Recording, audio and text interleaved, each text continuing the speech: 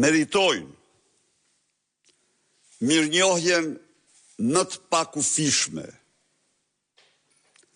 nderimin në të madh, të cilët dje me kryengritjen e tyre paqësore i zbardhen faqen e Shqipërisë, shënuan një kapitull të ri në kryengritjen paqësore të popullit shqiptar kundër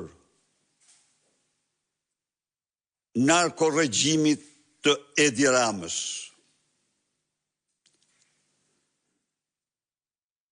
Pas 20 shkurtit të vitit 1991, 10 shkurti i vitit 2026, do të shënohet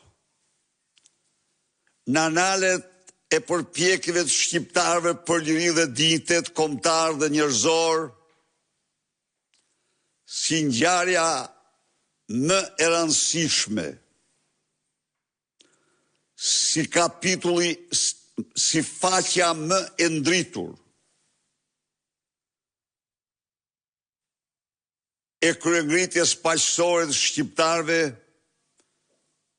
për çlirimin nga diktatura autoritare e organizatës kriminale që kryesohet nga Edi Rama.